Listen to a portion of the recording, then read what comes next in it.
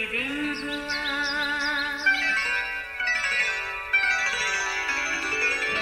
नया फिर दिन हुआ, पुरानी रात का करे सो शुक्र हम खुदा की जात का, खुदा की जात का नया फिर दिन हुआ।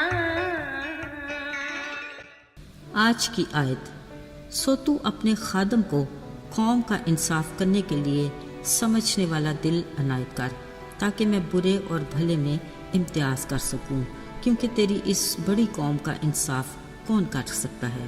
पहली सलातीन 3 बाब 9वीं आयत। अजीज़ों, हमारी सेहतमंदी और तंदुरुस्ती के लिए अच्छी खालिस ग़िज़ा, साफ़ पानी, सफाई सुथराई, दीगर बहुत सी अशिया के साथ खेल कूद भी इंतहाई ज़रूरी है।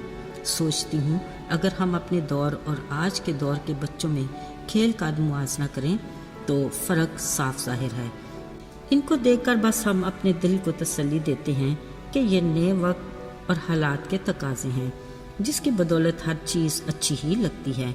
मगर क्या कहने हमारे बचपन के खेल कूद के रवायती मुनफरद हुआ करते थे, जिनमें आँख मचोली, पिट्ठू गरम, स्टापू, कीकली, गुली डंडा वगैरह।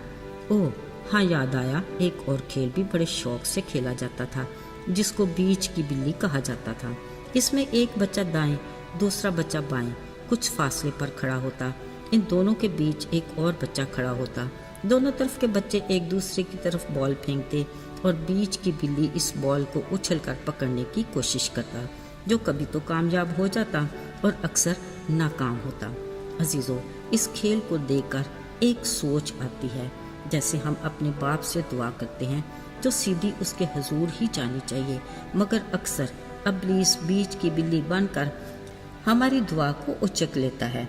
मसलन अगर हम दुआ करें कि आए खुदा सारे बीमारों को शिफा दे और जो सफ़र में हैं उनके सफ़र को भी मुबारक कर, ऐसी दुआ बीच की बिल्ली उचक ही ले तो बेहतर होगा। ज़रूरी है कि हम किसी भी बीमार के लिए जब दुआ करें तो खुदा के हुजूर बाकायदा से उसका नाम लें। हमारे उस्ताद कहते थे, अगर कोई चोर या डाकू सफ़र कर रहा हो तो आपकी दुआ के मुताबिक क्या खुदा उसके सफ़र को भी मुबारक करे। ये बातें हैं तो छोटी, मगर फुर्सत मिले तो सोचिएगा ज़रूर। अजीज़ों, इस कुराए अर्ज़ पर बसने वाली खुदा की कितनी मखलूक है जो दिन रात हर पल एक ही खुदा से दुआ मांगते हैं, और अक्सर औकात हमारी दुआओं का मरकज़ भी एक ही होता है, यानी मैं और मेरा घराना, या शायद कभी मेरे बहुत करीबी रिश्तेदार वगैरह।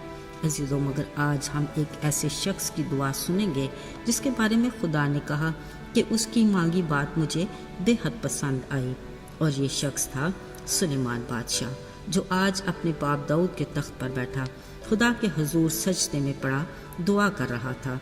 उसने खुदा से यूं बात की कि आए खुदा, मेरे खुदा, तूने अपने खादम को मेरे बाप दाऊद की जगह बादशाह बनाया है।